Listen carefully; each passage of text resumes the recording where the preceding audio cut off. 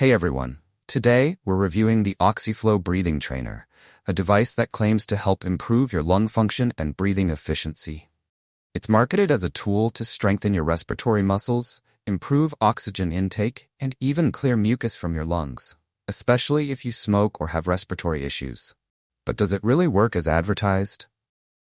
The concept behind this breathing trainer is simple. It's designed to act like a workout for your lungs. By using it regularly, with adjustable resistance levels, you're supposed to gradually improve your lung capacity and overall breathing performance. This can sound especially useful for athletes or people looking to boost their stamina.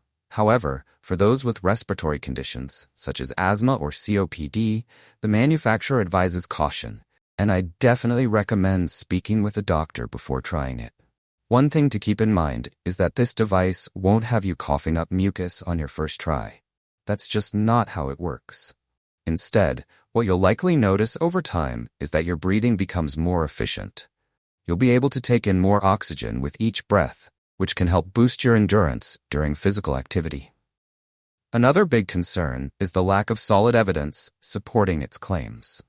They doesn't provide any real scientific studies or proof that the Oxyflow specifically has been tested or proven effective. This makes it hard to say whether it truly delivers on the health benefits it promises. Now let's talk about reviews. I found that on Amazon, this product is available and has positive feedback, which suggests that it might be legit. Users are satisfied with this product and claims that it actually works, so the Oxyflow is not a magic solution.